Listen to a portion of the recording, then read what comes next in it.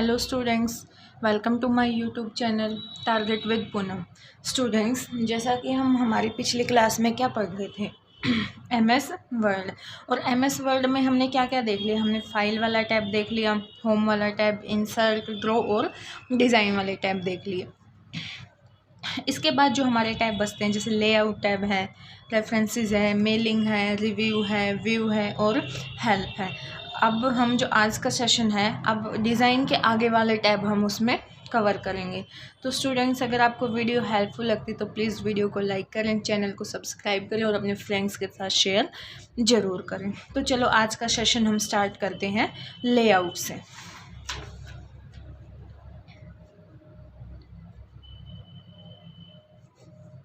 देखो, जो 2019 तक के वर्जन होते थे, जो 2019 तक के वर्जन थे, तो उसमें लेआउट का क्या नाम होता था? उसमें लेआउट का नाम होता था पेज लेआउट। और जो अभी लेटेस्ट वर्जन चल रहे हैं 2021 वाला वर्जन, और जो 365 वर्जन चल रहा है, उसमें लेआउट की जगह क्या कर दिया, सॉरी, पेज लेआउट की जगह क्या कर दिया, उसमें कर दिया लेआउट। अब देखो, हमें इसमें कौन कौन से ऑप्शन मिलते हैं। हमें इसमें सबसे पहले ऑप्शन मिलता है पेज सेटअप का। क्या ऑप्शन मिलता है हमें सबसे पहले? पेज सेटअप का। पेज सेटअप क्या होता है? देखो, पेज सेटअप के अंदर हमें मिलता है, पहला मिलता है मार्जिन सेट करने का। अगर हमें मार्जिन्स सेट करने हैं तो अब देखो, ये मार्जिन्स क्या होते हैं? मार्जिन्स, आप कोई भी बुक पढ़ते हैं तो आपने उसमें देखा होगा कि लेफ़्ट में यहाँ पे कुछ स्पेस छोड़ा हुआ होता है, यहाँ राइट में भी कुछ स्पेस छोड़ दिया जाता है, टॉप में छोड़ा जाता है और ऐसे ही बॉटम में छोड़ा जाता है। तो ये क्या कहलाते हैं? ये कहलाते हैं मार्जिन्स। अब देखो, वर्ड में कितने होते हैं मार्जिन? 4 मार्जिन होते हैं वर्ड में। और जबकि एक्सेल में कितने मार्जिन होते हैं? एक्सेल में होते हैं 6 मार्जिन। एक्सेल, जब हम एक्सेल पढ़ेंगे तो हम उसमें देख लेंगे कौन कौन से मार्जिन्स होते हैं। हम यहाँ पे देखेंगे वर्ड के कौन कौन से मार्जिन होते हैं। देखो, ये 4 मार्जिन्स कौन कौन से होते हैं वर्ड में। देखो, जैसे ये हमारी कोई भी फाइल है और हम यहाँ पे कोई भी वो कर रहे हैं, टेक्स्ट लिख रहे हैं, हमारा डाटा को एंटर कर रहे हैं, तो ये जो चारों तरफ जो स्पेस बचता है ये कहलाता है हमारा मार्जिन। तो देखो, ये हमारा लेफ़्ट मार्जिन, ये हमारा राइट मार्जिन, ये हमारा टॉप मार्जिन और ये हमारा बॉटम मार्जिन। तो कौन कौन से होते हैं 4 तरह के मार्जिन हमारे? Left margin, right margin, top margin और बॉटम मार्जिन। अब देखो, इसमें है ना, मार्जिन्स भी अलग अलग, ये तो जैसे टाइप थे। अब देखो, कहीं पे मिलेगा आपको ये वाली जगह ज़्यादा मिलेगी, ये वाली जगह कम, कहीं पे टॉप ज़्यादा, कहीं पे बॉटम ज़्यादा, ऐसे मिलेगा उनकी। कहीं कहीं पे क्या मिलेगा, जैसे यहाँ तो इतना इतना छोड़ रखा है, उसमें क्या होगा, ज़्यादा ज़्यादा जगह छोड़ी हुई मिलेगी। तो इस जो मतलब ये जो जितनी जगह खाली बचती है, इसके हिसाब से कौन कौन से मार्जिन्स बनते हैं हमारे पास मार्जिन बनते हैं। एक मार्जिन बनता है हमारे पास नॉर्मल मार्जिन, फिर एक बनता है नैरो मार्जिन, जिनकी डायमेंशंस अलग अलग होती हैं। नैरो मार्जिन के बाद होता है मॉडरेट मार्जिन।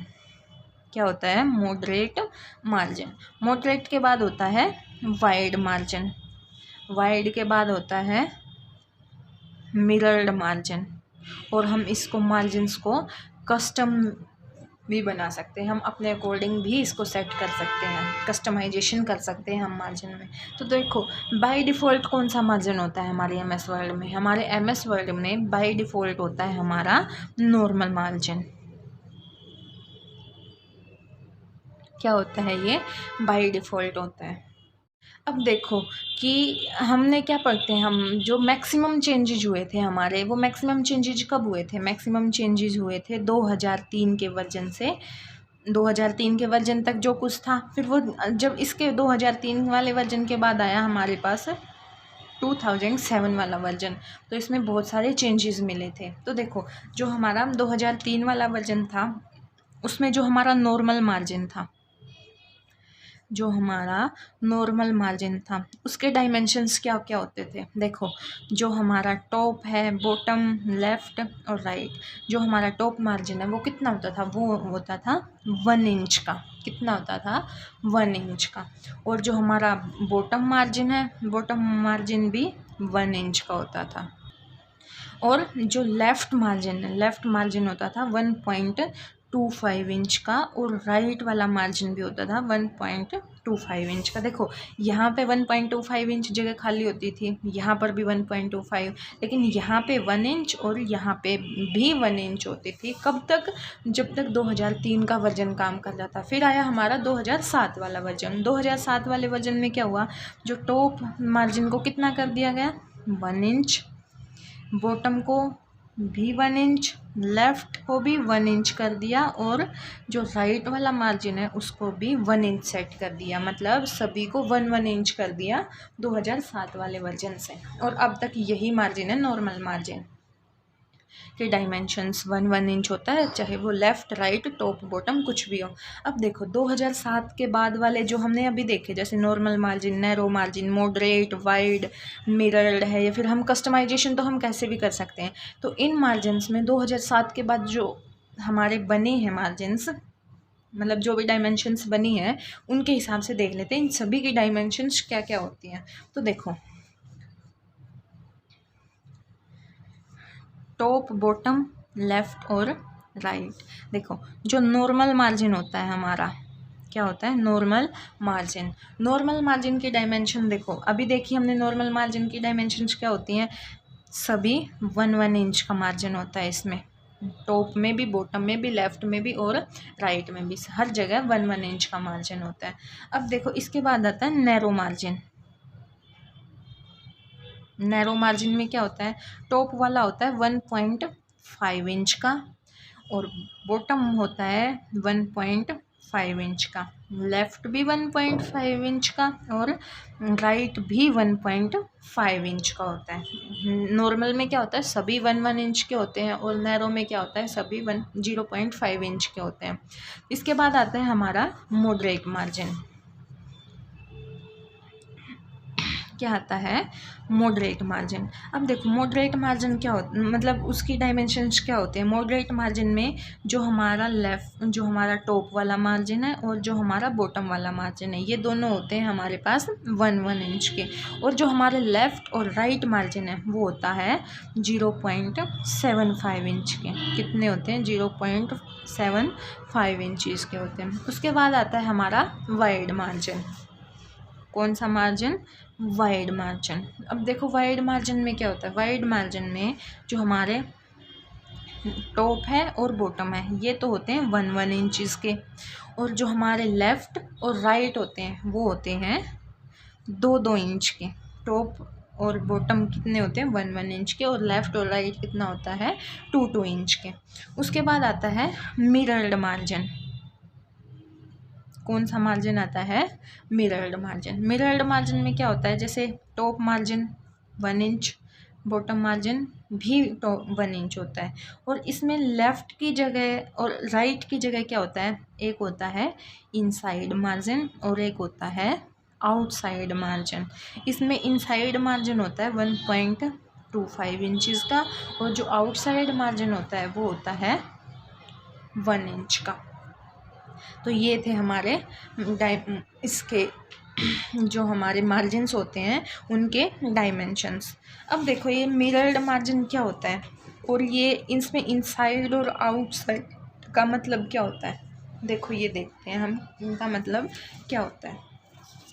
देखो आप कहीं पर भी गए होगे, बुक शॉप गए हो, या फिर जैसे आपने कुछ भी प्रिंट आउट निकलवाया है, कोई भी नोट्स प्रिंट आउट निकलवाए हैं, तो उसका क्या करते हैं आप, स्पाइरल बाइंडिंग करवाते हैं, स्पाइरल लगवाते हैं उसमें। तो जिस जगह पे स्पाइरल होते हैं, देखो जैसे कोई भी बुक लेके आए आप, ये बुक का पेज इधर वाला, फिर है ये इधर वाला बुक का पेज।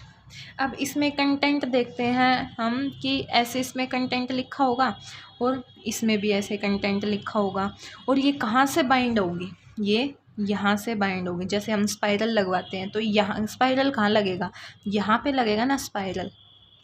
तो जो ये क्या है, मार्जिन है हमारा लेफ़्ट मार्जिन, और ये कौन सा मार्जिन है, राइट मार्जिन।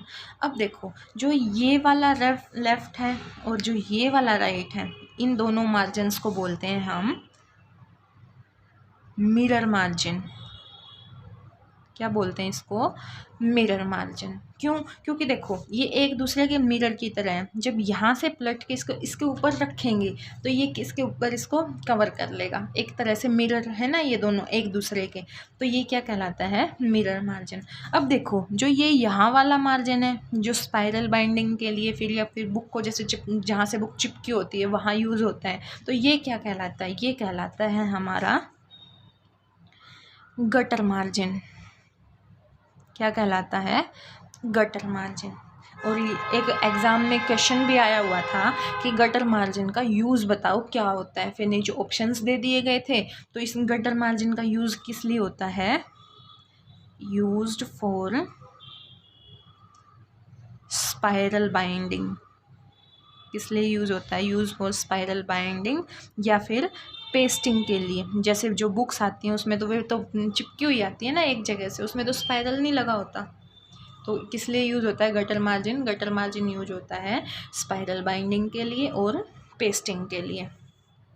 तो ये था हमारा जो लेआउट वाला टैब है। लेआउट वाले टैब में जब पेज सेटअप पढ़ रहे थे तो पेज सेटअप के अंदर क्या देखा हमने, मार्जिन।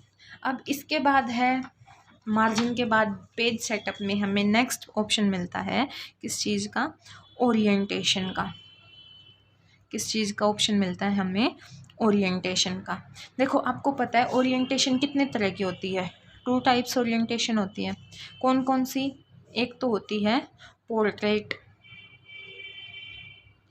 पोर्ट्रेट ओरिएंटेशन, और जो दूसरी होती है वो क्या होती है, लैंडस्केप ओरिएंटेशन। अब देखो जो हमारा MS वर्ड होता है, MS वर्ड में क्या होती है, पोर्ट्रेट बाय डिफ़ॉल्ट होती है। जो पोर्ट्रेट ओरिएंटेशन होता है हमारा वो बाय डिफ़ॉल्ट ओरिएंटेशन होता है।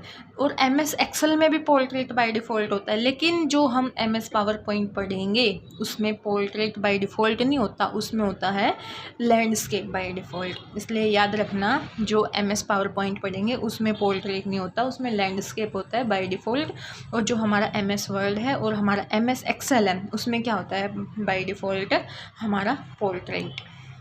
अब देखो इसके बाद हमें ऑप्शन मिलता है साइज का। कौन सा ऑप्शन मिलता है हमें, साइज का। अब ये साइज क्या, साइज मतलब जब हम प्रिंट निकालेंगे तो हमारा जैसे कौन से पेपर पे प्रिंट निकलता है तो वो ऐसे ही वर्ड में भी तो पेज शो होगा, जितने बड़े जैसा पेज होगा वैसे ही तो प्रिंट निकलेगा। अब आपने MS वर्ड में ले रखा मान लो A3 साइज और आप प्रिंट निकालना चाह रहे हो A4 साइज पे, तो आपको नहीं निकल पाएगा। तो इसीलिए हम वहाँ पे पेज का साइज भी फिक्स कर सकते हैं कि हमें किस साइज के पेज पे हम PDF बना रहे हैं, हमारी मतलब फ़ाइल बना रहे हैं, कोई भी डॉक्यूमेंट बना रहे हैं। तो यहाँ पे किसका साइज़ देखते हैं, पेपर का।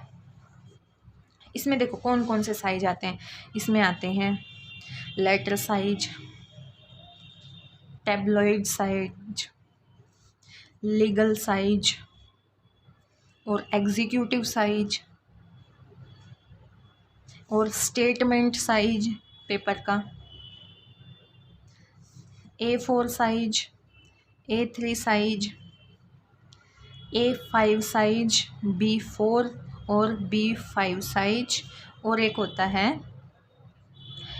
Envelope monarch size. क्या होता है, एनवलप मोनार्क, और एक होता है एनवलप #10 साइज। कौन कौन से साइज होते हैं, letter, tabloid, legal, executive, statement, A4, A3, A5, B4, B5, envelope monarch और एनवलप #10। अब देखो एग्ज़ाम में इसी से क्वेश्चन पूछ लेंगे, ऑप्शंस दे देंगे और बता देंगे कि कौन सा पेपर का साइज होता है या फिर कौन सा पेपर का साइज नहीं होता है। अब देखो MS वर्ड में पेपर का साइज बाय डिफ़ॉल्ट क्या होता है, बाय डिफ़ॉल्ट होता है A4 साइज।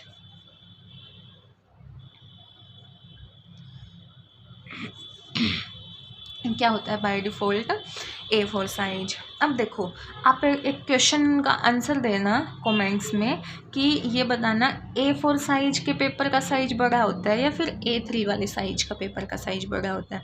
जिसको पता है तो वो कमेंट में आंसर ज़रूर देना।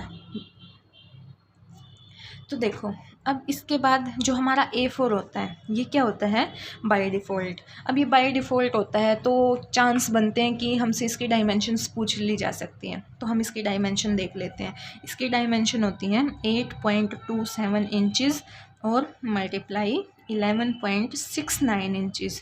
ये तो है इंच में। अगर इसको सेंटीमीटर में चेंज करेंगे तो क्या बनेगा, 21 सेंटीमीटर इंटू 29.7 सेंटीमीटर। और अगर में देखें तो 297 इंटू 210 ये इनकी डायमेंशंस हैं। फिर साइज के बाद हमारे पास नेक्स्ट ऑप्शन आता है कॉलम का। किस चीज़ का ऑप्शन आता है, कॉलम का। कॉलम होते हैं हमारे पास 5 तरह के। कितने होते हैं, 5 टाइप्स, 5 तरह के हमारे पास कॉलम्स होते हैं। अब देखो ये 5 तरह के कॉलम्स कौन कौन से होते हैं। देखो, एक होता है 1 कॉलम, एक होता है 2 कॉलम, फिर 3 कॉलम, लेफ़्ट कॉलम, और होता है हमारे पास राइट कॉलम। अब देखो ये क्या होते हैं, 1 2 3 लेफ़्ट राइट, ये क्या होते हैं, क्या मतलब होता है इनका। देखो, जैसे आपने न्यूज़पेपर देखा होगा या फिर कोई भी बुक पढ़ रहे होगे, उस बुक में क्या होता है, जैसे ये पेज है, कहीं किसी किसी बुक में होता है ऐसे लाइनिंग लिखी होती है, और किसी बुक में क्या होता है, ऐसे ऐसे लिखा होता है 2 बार। और जैसे न्यूज़पेपर में तो 3 बार होता है, 4 बार भी हो सकता है, ऐसे होता है ना न्यूज़पेपर में। तो देखो, जब हम पूरे डाटा को ऐसे लिखेंगे, मतलब एक ही कॉलम में लिखते रहेंगे, तो ये क्या कहलाएगा, ये कहलाएगा 1 कॉलम। अगर ऐसे 2 कॉलम में लिखेंगे तो ये क्या कहलाएगा, 2 कॉलम। ऐसे ही अगर 3 कॉलम्स में लिखेंगे तो क्या कहलाएगा, 3 कॉलम। अब देखो, इस पे थोड़ा ध्यान देना कि जो लेफ़्ट कॉलम है और राइट कॉलम है, इनमें क्या डिफरेंस होता है। देखो, जैसे ये हमारा पेज है, अब देखो जो हमारे 2 कॉलम बनेंगे, लेफ़्ट में भी 2 बनेंगे, राइट में भी 2 बनेंगे। लेफ़्ट वाला कॉलम छोटा हो और इसमें यहाँ वाला कॉलम बड़ा हो, तो ये क्या कहलाएगा, ये कहलाएगा लेफ़्ट कॉलम। और अगर यहाँ वाले कॉलम बड़े हों और राइट की साइड में कॉलम छोटा हो, तो ये क्या कहलाएगा, राइट कॉलम। तो कॉलम हमने देखे कि कौन कौन से होते हैं, 5 तरह के होते हैं। कौन कौन से, 1 कॉलम, 2 कॉलम, 3 कॉलम, लेफ़्ट और राइट। जिसमें हमने देखा लेफ़्ट कैसा होता है, सॉरी क्या है ये, 1 कॉलम कैसा, 2 कैसा, 3 कैसा, और लेफ़्ट वाला कैसा होता है, और राइट वाला कैसा होता है। तो ये थे हमारे कॉलम्स। अब इसके बाद आता है हमारे पास नेक्स्ट ऑप्शन हाइफनेशन का। क्या आता है नेक्स्ट ऑप्शन हमारे पास, हाइफेनेशन का। अब ये क्या होता है, देखो आप कहीं पे भी, जैसे ये हमारा पेज है, इसमें काम कर रहे हैं और हम लिखना चाह रहे हैं इसमें this is a good teacher. क्या लिखना चाह रहे हैं, this is a good teacher. अब देखो, हमने लिखा दिस इज ए गुड। अब हम डी लिखेंगे तो हमारा आगे चला जाएगा, तो कहाँ लिखना पड़ेगा, डी यहाँ लिखना पड़ेगा।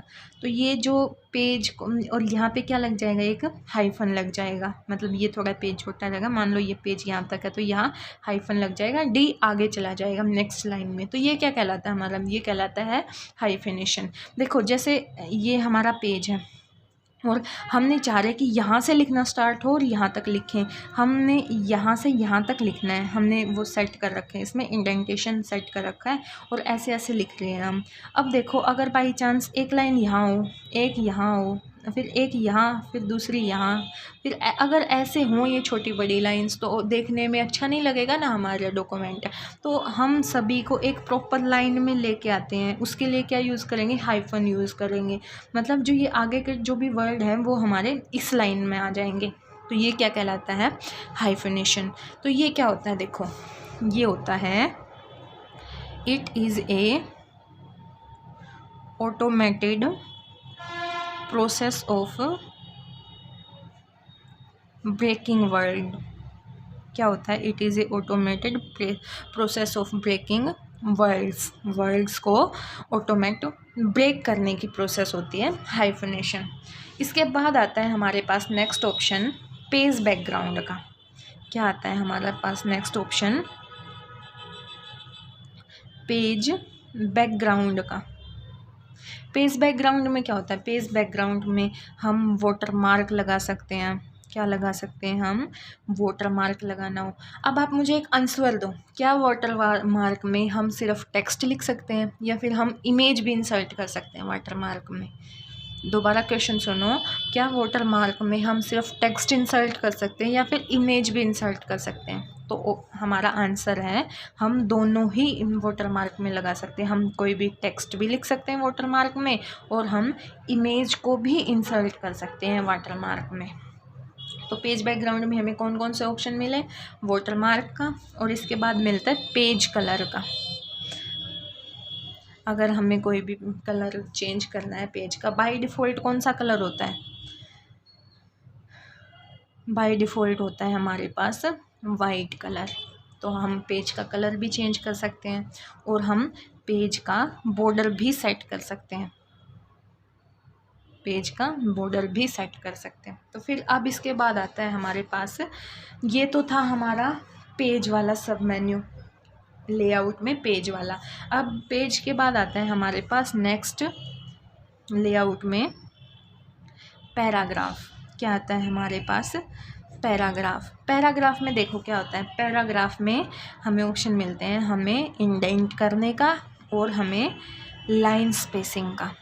क्या क्या ऑप्शन मिलते हैं हमें? इंडेंटेशन का मिलता है और लाइन स्पेसिंग का मिलता है। देखो हमने इंडेंटेशन भी पढ़ लिया अच्छे से और हमने लाइन स्पेसिंग भी, जो हमारी पिछली क्लासेस थी उसमें हमने इंडेंटेशन को भी अच्छे से देखा था और लाइन स्पेसिंग को भी अच्छे से देखा था। तो इसीलिए जो अब होगा हम इसको अच्छे से एक्सप्लेन तो पहले वाली क्लास में कर चुके हैं। जिसने वे क्लासेस नहीं देखी, आपको डिस्क्रिप्शन में उसकी प्लेलिस्ट का लिंक मिल जाएगा, वहाँ जाके उसको देख लेना। अब यहाँ पे बस मुझे ये बताओ, आपको पता तो है इंडेंटेशन और जो हमारी लाइन स्पेसिंग होती है वो क्या होती है? अब देखो हमने इनकी तीन शॉर्टकट की भी डिस्कस की थी वहाँ पे। तो इनकी शॉर्टकट की क्या होती थी? इनकी शॉर्टकट की होती थी Ctrl+M, Ctrl+T और Ctrl+Q। इसकी क्या होती थी? इसकी होती थी Ctrl+1, Ctrl+2 और Ctrl+5। अब आप मुझे ये बताओ, जिसने क्लास देखी होगी उसका रिवाइज हो जाएगा और जिसने नहीं देखी उसके लिए नया होगा। ये बताओ कि जो हमारी सभी ये हैं, जो हमारी शॉर्टकट कीज़ हैं, इनका मीनिंग क्या क्या होता है? अब देखो, जो हमारी Ctrl+M थी ये किस लिए यूज़ होती थी? ये यूज़ होती थी लेफ़्ट इंडेंट को, और जो हमारा फर्स्ट लाइन इंडेंट होता है उन दोनों को आगे मूव करवाती है। कौन करवाती है? Ctrl+M। और कितना कंट्रोल जो हमारी आगे मूव करती हैं, एक बार में कितना मूव करती हैं? 1.25 इंचज़। तो Ctrl+M क्या करता है? जो हमारी क्या होती है फर्स्ट लाइन इंडेंट और जो हमारा लेफ़्ट इंडेंट होता है उनको आगे मूव करवाता है। Ctrl+T क्या करता है? Ctrl+T करता है कि जो हमारा लेफ़्ट इंडेंट है, सिर्फ उसी को आगे मूव करवाएगा। कितना करवाएगा? 1.25 इंच। तो इसको क्या बोलते हैं? इसको बोलते हैं हैंगिंग इंडेंटेशन। और Ctrl+M को क्या बोलते हैं? इंडेंटेशन। Ctrl+M क्या होता है? इंडेंटेशन। Ctrl+T क्या होता है? Hanging indentation. और Ctrl+Q क्या करते हैं? Ctrl+Q करता है रिवर्ट इंडेंटेशन। मतलब जैसे किसी ने गड़बड़ कर रखी है, कोई भी कहीं भी सेट कर दिया, लेकिन हम क्या चाह रहे हैं? हम चाह रहे हैं उसको इनिशियल पोजीशन में लेके, उसको हैंगिंग इंडेंटेशन में लेके आना। फिर देखो लाइन स्पेसिंग वाली शॉर्टकट के क्या होते हैं? Ctrl+1, Ctrl+2 और Ctrl+5। Ctrl+1 क्या होता है? Single line spacing. Ctrl+2 क्या होता है? Double line spacing. और Ctrl+5 क्या होता है? 1.5 लाइन स्पेसिंग। अब देखो पैराग्राफ के बाद हमें नेक्स्ट ऑप्शन मिलता है अरेंज का। कौन सा ऑप्शन मिलता है? अरेंज का। अरेंज में क्या होता है, अरेंज में हमें मिलता है वर्ड रैप टेक्स्ट। क्या मिलता है, वर्ड रैप टेक्स्ट। ये क्या होता है, ये ना टेबल में काम करता है। जैसे हमें कुछ भी नाम लिखना है, जैसे हमें लिखना है हेलो, जैसे ये हमारी कॉलम है और हमें लिखना है वर्ल्ड। अब ये बाहर जा रहा है, हम क्या चाह रहे हैं कि हम इसको ऐसे ना लिख के टेबल में ऐसे लिखें हेलो और वर्ल्ड। तो इसके लिए क्या यूज होता है, इसके लिए यूज होता है हमारा वर्ल्ड रैप टेक्स्ट। तो ये इस फॉर्मेट में लिखने के लिए क्या यूज होता है, इस फॉर्मेट में लिखने को क्या बोलते हैं, वर्ल्ड की रैपिंग करना। तो ये था हमारा आज का जो मेन्यू है, आज का मेन्यू लेआउट वाला मेन्यू। इसके बाद जो आगे के मेन्यू है, रेफरेंसेस, मेलिंग, रिव्यू, व्यू और हेल्प, ये हम करेंगे हमारे नेक्स्ट सेशन में। तो आज के लिए बस इतना ही, धन्यवाद।